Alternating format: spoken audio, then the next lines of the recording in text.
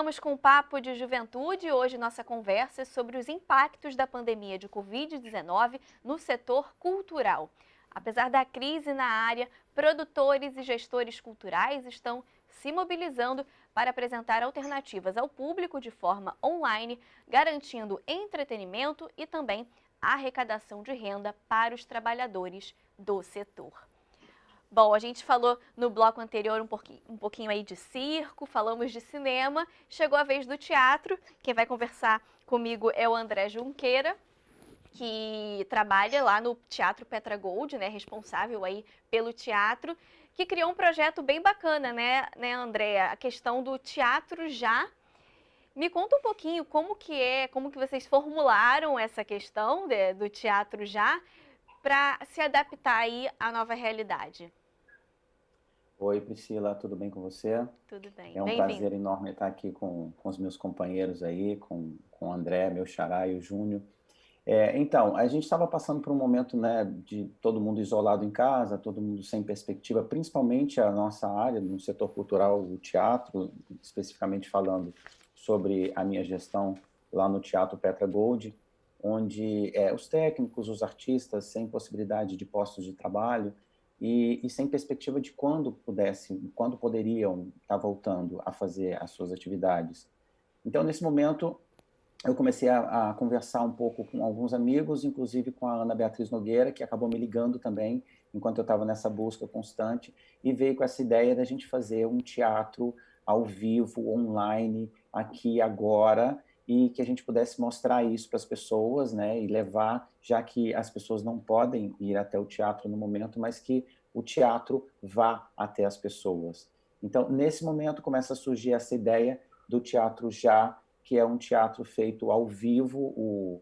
O ator ele vai até o teatro, a gente tem uma equipe totalmente reduzida, apenas o técnico de luz, o técnico de som, então o ator vai chegar pelos fundos do teatro, propriamente dito, pela entrada de serviço do teatro, totalmente isolado, o técnico chega pela entrada, vai para a cabine, e a gente tem uma pessoa na plateia, porque a gente entendeu que o teatro, ele tem que ser feito para ele acontecer, para ter a magia do teatro, precisa ter pelo menos uma pessoa na plateia, para que exista essa troca, né? E a gente estipulou que teria uma pessoa que simbolizaria todo o país, ou a princípio a gente pensava numa coisa a nível nacional, a gente, graças a Deus, descobriu que é um projeto internacional. é, a gente tem ingressos sendo vendidos em Portugal, na Nova Zelândia, enfim, são brasileiros que estão fora e que estão se sentindo próximos, né, de casa, podendo ver os companheiros, que são os artistas, em cena, ao vivo, naquele momento, fazendo para eles. E o principal de tudo é que a gente acaba com esse projeto porque ele tem um caráter solidário, onde os artistas abriram mão dos cachês e a metade do dinheiro arrecadado vai para a produção, para ela arcar com os custos das pessoas que estão envolvidas no projeto dela, ou seja, cenógrafo, figurinista, iluminador, e a outra metade é revertida para os técnicos. É um fundo emergencial que a gente criou no Teatro Petra Gold para os técnicos e artistas de teatro que, nesse momento, estão, infelizmente, sem os postos de trabalho e desempregados. Que é como você falou, toda a cadeia artística e cultural aí foi afetada, né? Não só o artista que fica ali mais em contato com o público, mas todo mundo ali dos bastidores, né? Os técnicos, todos esses funcionários Uhum, foram impactados nesse momento, né? Agora eu queria que a exatamente. gente destrinchasse um pouquinho mais esse formato online, né? Que é novidade Uhum. também. É bacana que está atingindo não só o Brasil, mas indo aí para fora, porque tem uma pessoa só na plateia. Mas na prática, né? Qual o nível que vocês estão alcançando? Qual o número desse público na real, online? Uhum. Ó, na verdade, quando se fala de online, automaticamente já vem na cabeça das pessoas que se é uma coisa que está sendo transmitida pela internet e pode chegar no Brasil inteiro ou no mundo inteiro, a princípio não tem limite para isso, né? Isso na prática funciona também, mas como a gente está fazendo o início de um novo formato, de uma nova maneira de contar teatro, na verdade, que não é a nossa maneira tradicional, e também não podemos ser reticentes ao ponto de dizer que também não é teatro.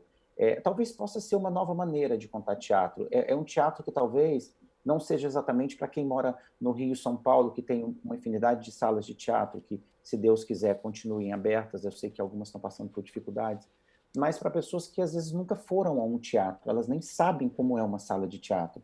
E elas estão vendo uma nova maneira de se contar esse teatro. E pode ser que amanhã ou depois essa pessoa queira muito conhecer uma sala de teatro e ir ao teatro.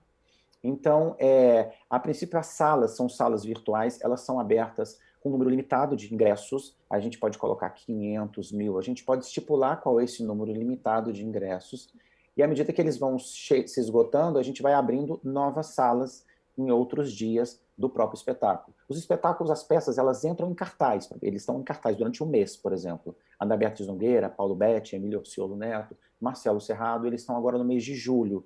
São peças que já haviam sido feitas, porque a gente estava estreando um novo formato, não tinha ninguém ensaiando, fazendo nada, então pegamos peças prontas. A partir de agosto, nós temos estreias, são novos espetáculos feitos para esse formato, com essa nova linguagem, com elencos reduzidos, mas estimulando novos postos de trabalho, enquanto a gente não pode voltar propriamente dito. Então, a princípio, o número é ilimitado, mas existe um número que a gente estipula para que a gente tenha um certo controle, para que a gente sirva o melhor possível o nosso público, e depois a gente vai expandindo esse número. Sim, até porque, né, dentro de uma casa e uma família de 4 pessoas, a gente já vai multiplicando esse número aí, né? Exatamente. Para quem está assistindo, mas eu queria fazer uma pergunta em relação à imersão dessa pessoa, né, desse público que tá assistindo essa peça. Vocês provocam essa imersão como se ela tivesse mesmo no teatro? Tem sinal, tem cortina, tem a preparação do artista, né? Como que é feito para ter esse vínculo, essa sensação? O que acontece? Quando a gente vai começar a transmissão do evento, os espetáculos começam sempre às 5 horas da tarde. A gente tem espetáculo de segunda a segunda. Todos os dias a equipe está trabalhando, as produções estão indo e trabalhando diariamente. Às 5 horas da tarde é quando o espetáculo começa, como se fosse um espetáculo normal. 15 minutos antes, a gente abre o evento ao vivo. Teoricamente, teria uma sala de espera virtual, que as pessoas ficariam esperando naquela sala de espera virtual. Quando fosse 5 horas, a gente liberaria a transmissão exatamente, e as pessoas entrariam na transmissão e já veriam a peça acontecendo. O que nós fizemos? Nós mudamos um pouquinho esse formato. Às 15:45, a gente abre a sala normalmente. Então, o público, quando ingressa às 15:45, ele entra dentro do teatro. Ele está dentro do teatro já. Tem uma câmera transmitindo ao vivo o que está acontecendo dentro do teatro. Durante esses 15 minutos, a gente vai ter toda aquela mise-en-scène do teatro.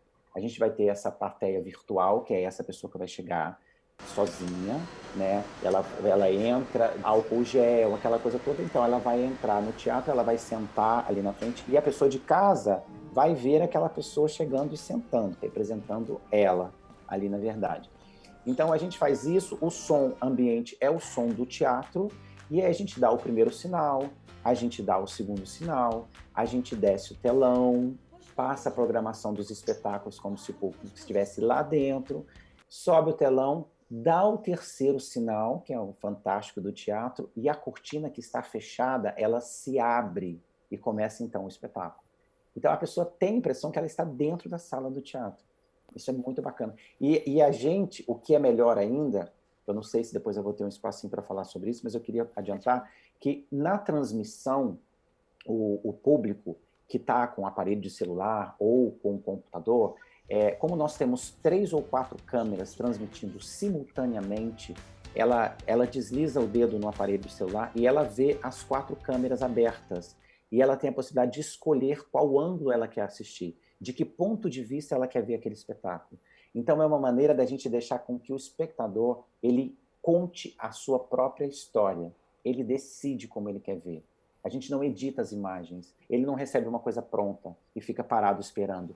Ele é obrigado a construir a própria história. É como se você comprasse o ingresso na lateral, no central, né? Tem todas essas perspectivas. Exatamente. Agora, falando dos artistas, eu queria que você me respondesse 2 perguntas.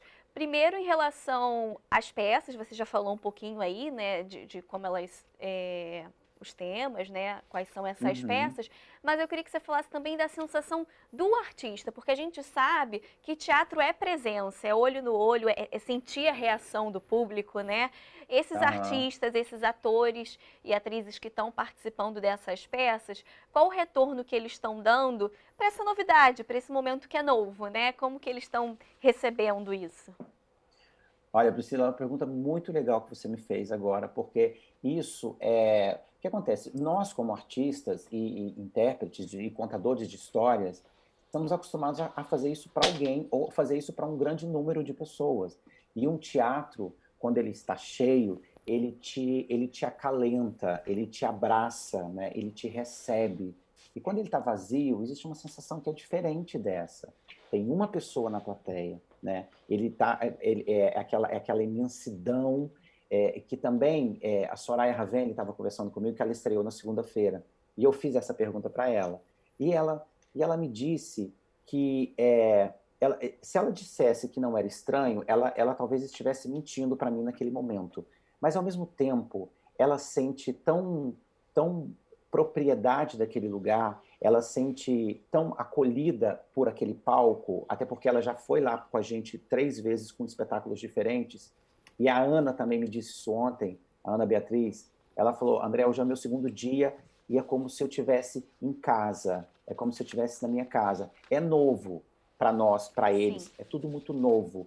Mas ainda assim, eu acho que a magia do teatro, exatamente, ela completa isso de alguma forma. Que eles, os artistas, eles conseguem transcender esses aparelhos que estão ali, que talvez fosse, entre aspas, a quarta parede, e eu acho que eles conseguem imaginar que por trás daquilo tem uma imensidão de pessoas acompanhando eles e participando daquela história que eles estão contando.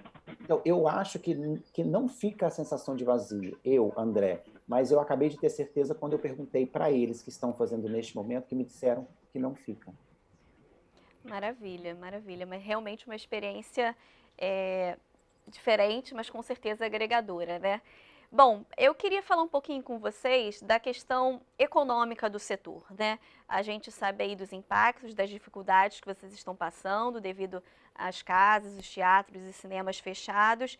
A gente tem aqui no estado uma lei que foi aprovada aqui na Alerj, que autoriza o governo a utilizar 30% do Fundo Estadual de Cultura para compra antecipada de ingressos, para tentar minimizar aí, né, a questão, dando um suporte aos profissionais. Temos também leis nacionais, que é a questão da lei do Aldir Blanc, que infelizmente faleceu aí de Covid-19, né? Que tem previsão, que é uma lei que dá uma previsão aí de 3 bilhões de reais para manutenção de espaços e criação de editais voltados para a área da cultura. Eu vou começar com o Júnior. Júnior, eu queria a sua opinião em relação à presença, né, e à influência do poder público nesse momento para a área cultural. Como que você analisa essa situação? Acho um erro que a gente não tenha investido o recurso público para salvaguardar a vitalidade das instituições e equipamentos culturais. São elas que poderão não só tracionar o acolhimento, a geração de trabalho, de renda para a classe artística, como também serão capazes de ajudar a tracionar a economia em nosso Estado, que é uma economia de serviço. Porque é isso, desde 1960, a gente já se falava no Brasil, antes de se cunharem um conceito de economia criativa, de que o gênio criativo brasileiro é o nosso maior ativo econômico e o nosso melhor ativo para a diversificação do desenvolvimento. Então, acho que, na média, o Estado brasileiro, em diferentes níveis de governo, deu respostas frágeis, não são estruturantes, e largou o setor cultural à sua própria sorte, mas eu quero acreditar que a nossa capacidade, que a nossa resiliência, que a nossa inventividade será capaz de atravessar essa crise e depois a gente restabelecer a atividade cultural tal qual a gente conseguir estabelecer sem morrer. Certo. André Diniz, qual a sua opinião? O valor da cultura que a gente tem de várias dimensões, o valor de cidadania, o valor simbólico, o valor econômico, é esse que eu vou me centrar agora, porque as pessoas precisam sobreviver, precisa colocar dinheiro na ponta, na cadeia produtiva. Isso é fundamental. Então, assim, a Lei Aldir Blanc, se comemorou a Lei Aldir Blanc, né? Mas não vou nem pegar pelo lado populista que o Júnior falou, mas não se fez um crédito extraordinário para essa lei. Vai demorar a chegar pacas, ou seja, não pode esperar muito de um governo que não tem ministro da Educação, que não tem ministro da Saúde numa crise dessa. Então, assim, a gente tem que fazer onde a gente está podendo fazer. Niterói fez o dever de casa, estruturou a área da cultura, estamos agora premiando pontos de cultura, porque essas ações do território, como o Júnior faz, são ações fundamentais. Fizemos o Arte na Rede, onde aplicamos R$500 mil logo de começo. Agora estamos abrindo as unidades, né? Abrindo as unidades a partir do segundo quinzena de julho, com lives, como o André está fazendo no teatro dele. Vamos abrir o Teatro Popular, o teatro, a Sala Nelson Pereira dos Santos, o nosso teatro clássico, o nosso teatro municipal. Então, assim, a gente está com essa preocupação agora, imediata, de colocar dinheiro na ponta para que as pessoas possam sobreviver. Agora, o inacreditável é o que você mesmo falou, né, e o Júnior, né? Você tem aí quase 5% do PIB, né, 4%, ligado né? 4%, de repente passa até um pouquinho de 5%, dependendo do critério que você utiliza para o turismo, né? Porque ninguém vai à França, as pessoas vão à França para conhecer os museus, para conhecer as obras de artes, enfim, cultura e turismo caminham coladinho, né? Então, assim, é inacreditável o menosprezo do Estado brasileiro numa indústria limpa, numa indústria com muita empregabilidade, numa indústria qualificada. Só lamento, mas eu também acredito como o Júnior, nós vamos superar, vamos ultrapassar isso, né? Vamos enfrentar essa visão negacionista e valorizar a cultura e a educação, o conhecimento e a ciência como um farol para iluminar aí um futuro melhor para a humanidade e para o Brasil, óbvio, né? André Junqueira, sua vez, fica essa esperança e essa expectativa aí de investimentos no setor cultural? Olha, eu vou falar depois do André e do Júnior é mais difícil ainda, né? Mas o que eu estava observando no discurso dos dois e que eu também concordo, eu acho que a gente depende muito da iniciativa pública, né? Dos nossos instrumentos que a gente tem. Mas, ao mesmo tempo, eu acho que tem muita coisa para ser feita, eu acho que tem muita coisa para ser valorizada, eu acho que a nossa cultura realmente ela é engrandecedora, eu acho que ela pode fortalecer muito não só o nosso Estado, mas o nosso país de um modo geral. Às vezes isso fica meio caído, isso fica meio sendo tratado com um certo descaso. Mas eu prefiro, na verdade, falar um pouco sobre a esperança e sobre a vontade de fazer as coisas. Porque, na verdade, a gente está falando aqui agora com mais duas pessoas, são pessoas empreendedoras, são pessoas que se reinventaram, que viram a possibilidade de, nesse meio desse caos todo, ajudar outras pessoas, produzir novos postos de trabalho. Então, eu acho que as coisas caminham juntos. Eu acho que é iniciativa pública, iniciativa privada. E aí eu queria aproveitar para ressaltar que esse projeto nosso também, inclusive, ele acontece por causa da iniciativa privada. Que o grupo Petra Gold, se não é ele bancar todo o teatro, nós também estaríamos na área dos desempregados, né? Nós estamos empregados, graças a Deus, poucos estão, mas ainda assim empregados, nós resolvemos criar alguma coisa que a gente poderia estar esperando tudo passar, tudo voltar ao normal, que a gente está empregado. Nós fazemos parte de uma minoria, eu sei que a grande maioria não está passando por isso, mas quem não está passando por isso, quem não faz parte desta minoria, ainda como o Júnior, como o André, como eu, pode se reinventar. Eu acho que o maior recado, o maior intuito de uma conversa bonita como essa que nós tivemos, é o que cada um de nós podemos fazer. E aí sim, somar com a iniciativa privada, com a iniciativa pública, mas nós também, principalmente como artistas transformadores, podemos ir à frente e torcer, claro, para que sejamos ajudados da melhor forma possível. Tá ótimo. A gente fica aí na expectativa. Eu queria agradecer muito a presença de vocês. Eu sempre termino o programa desejando boa sorte para os meus convidados. É o que eu desejo realmente para vocês, para o setor de vocês, para as pessoas que trabalham com vocês, principalmente, né, nesse momento que a gente está vivendo. Muito obrigada a todos vocês, tá, pela presença no programa de hoje. Obrigado a você, Priscila. Obrigado. Um beijo, um abraço. Até a próxima. E muito obrigada também a você que acompanhou o nosso programa de hoje. Continue ligado na programação da TV Alerj, pelo nosso site, também nas nossas redes sociais. Até semana que vem. TV Alerj, o canal do povo.